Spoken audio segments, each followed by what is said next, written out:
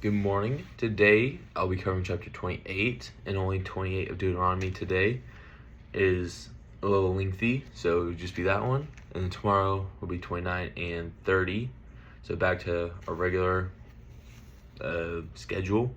And yeah, after 28, I'll just go over the notes for this chapter, and that'll be all. So let's dive right in. We have chapter 28, blessings for obedience first. If you fully obey the Lord your God and carefully follow all his commands I give you today, the Lord your God will set you high above all the nations on earth. All these blessings will come on you and accompany you if you obey the Lord your God. You'll be blessed in the city and blessed in the country. The fruit of your womb will be blessed, and the crops of your land and the young of your livestock, the calves of your herds and the lambs of your flocks. Your basket and your kneading trough will be blessed. You'll be blessed when you come in and blessed when you go out. The Lord will grant that the enemies who rise up against you will be defeated before you. They'll come at you from one direction but flee from you in seven. The Lord will send a blessing on your barns and on everything you put your hand to. The Lord your God will bless you in the land he has given you. The Lord will establish you as his holy people, as he promised you on oath. If you keep the commands of the Lord your God and walk in obedience to him, then all the peoples on earth will see that you are called by the name of the Lord, and they will fear you. The Lord will grant you abundant prosperity in the fruit of your womb, the young of your livestock, and the crops of your ground, and the land he swore to your ancestors to give you. The Lord will open the heavens, the storehouse of his bounty, to send rain on your land in season, and to bless all the work of your hands. You will lend to many nations, but will borrow from none. The Lord will make you the head, not the tail.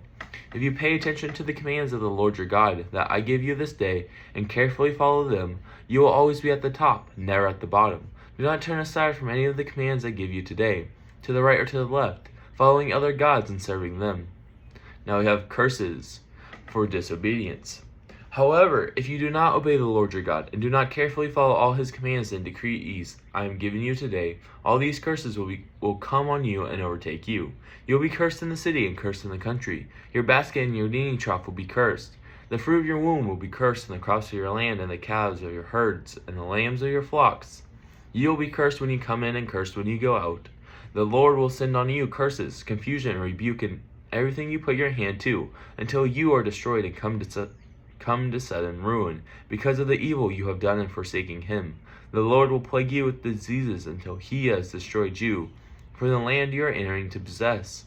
The Lord will strike you with wasting disease, with fever and inflammation, with scorching heat and drought, with blight and mildew, which will plague you until you perish.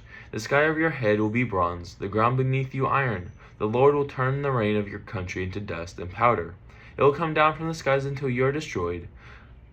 The Lord will cause you to be defeated before your enemies. You will come at them from one direction, but flee from them in seven, and you will become a thing of horror to all the kingdoms on earth. Your carcasses will be food for all the birds and the wild animals, and there will be no one to frighten them away. The Lord will afflict you with the boils of Egypt, and with tumors, festering sores, and the itch from which you cannot be cured. The Lord will afflict you with madness, blindness, and confusion of mind. At midday you will grope about like a blind person in the dark. You will be unsuccessful in everything you do. Day after day you will be oppressed and robbed, with no one to rescue you. You will be pledged to be married to a woman, but another will take her and rape her. You will build a house, but you will not live in it. You will plant a vineyard, but you will not even begin to enjoy its fruit. Your ox will be slaughtered before your eyes, but you will eat none of it. Your donkey will be forcibly taken from you and will not be returned. Your sheep will be given to your enemies, and no one will rescue them. Your sons and daughters will be given to another nation, and you will wear out your eyes, watching for them day after day, powerless to lift a hand. A people that you do not know will eat what your land and labor produce, and you will have nothing but cruel oppression all your days. The sights that you see will drive you mad. The Lord will afflict your knees and legs with painful boils that cannot be cured, spreading from the soles of your feet to the top of your head. The Lord will drive you and the king you set over you to a nation unknown to you or your ancestors. There you will worship other gods, gods of wood and stone. You will become a thing of horror, a byword and an object of ridicule among all the peoples, where the Lord will drive you.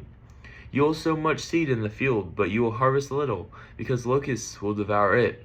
You will plant vineyards and cultivate them, but you will not drink the wine or gather the grapes, because worms will eat them.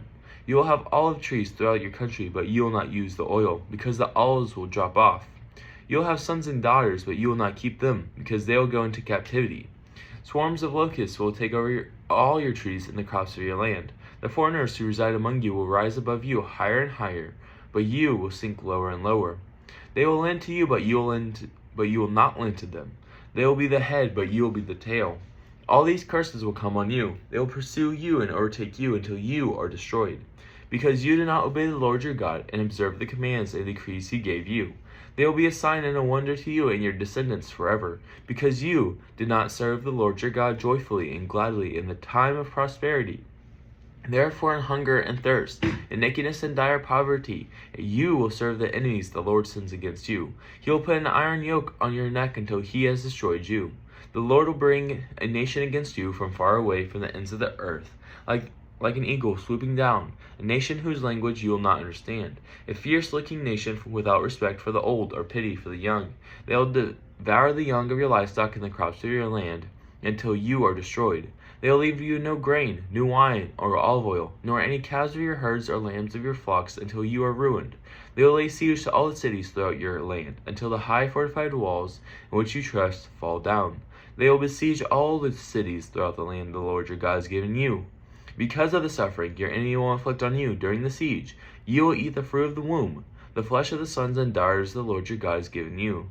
Even the most gentle and sensitive man among you will have no compassion on his own brother, or the wife he loves, or his surviving children.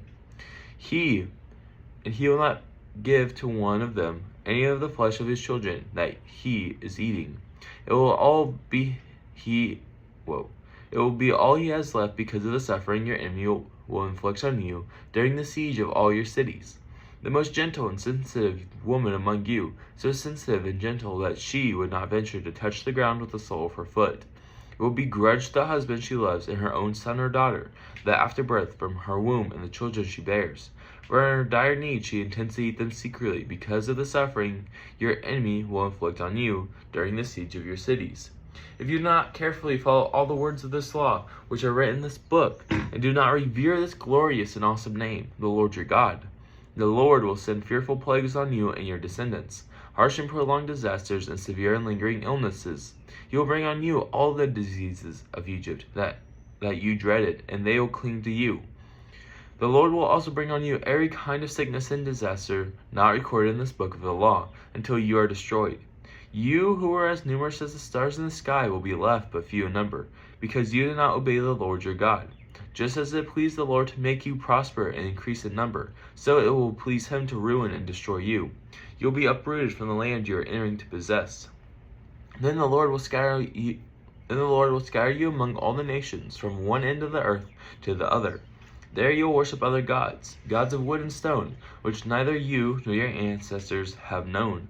Among those nations you will find no repose, no resting place for the sole of your foot.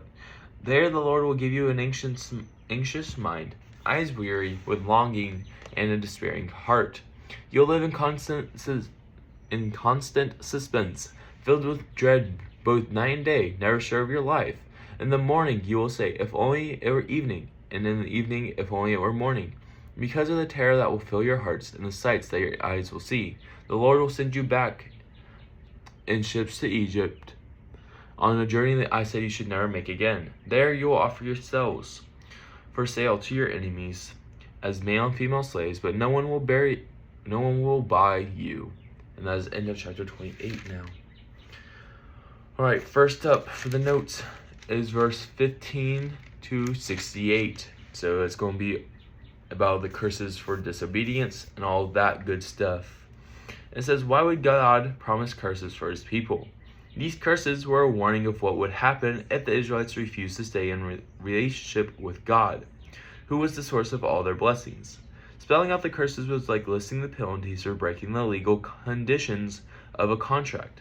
If they were disobedient, the people would be placing themselves under the natural consequences of these curses.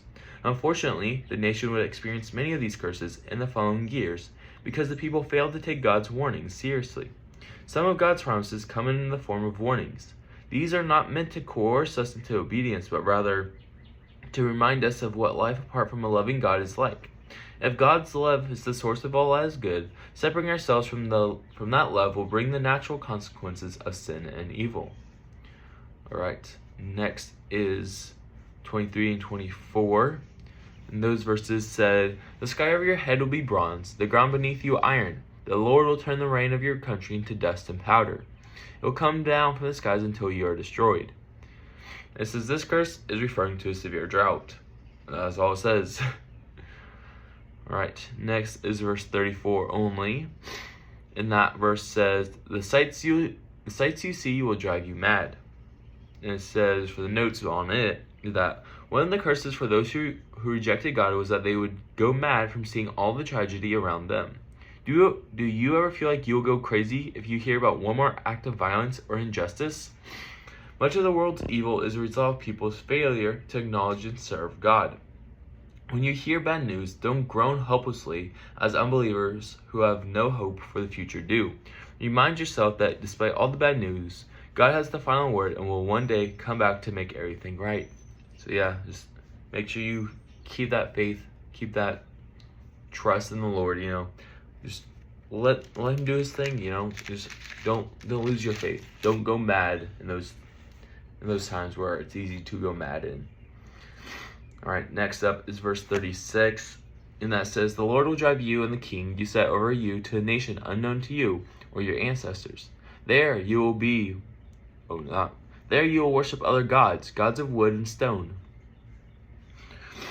And for the notes it says, this happened when Assyria and Babylon took the Israelites as captives to their lands. And that is in 2 Kings chapter 17 verse 23 and chapter 25 verse 11. Alright, next is verse 64, and it's also kind of similar to verse 36. And 64 says, then the Lord will scatter you among all nations from one end of the earth to the other. There you will worship other gods, gods of wood and stone, which neither you nor your ancestors have known. It says this severe warning tragically came true when Israel was defeated and carried away into captivity by Assyria and Judah by Babylon. Later, in AD 70, Roman oppression forced many Jews to flee their homeland. Thus, the people were scattered throughout the nations. So yeah, so it's saying, this itself is just showing like the things he says comes true. Like, we know the Israelites are going to mess up and they're going to go against the Lord. So we know these curses are going to get applied. And that was also the last bit of the notes. But yes, we know the curses are going to be applied to the Israelites due to them, always not going back to the Lord. So this itself shows that because it was stated in here, and we know that occurred in 722 BC and 586 BC, and in AD 70, that just proves that the Lord's word is true right there. There's another bit of notes, but I guess not. Well, that's all I have for y'all today. Like I said earlier, tomorrow will be chapter 30 and chapter 29 of Deuteronomy. And yeah, we'll be back in that normal schedule of which chapters we're doing. All right, have a great day.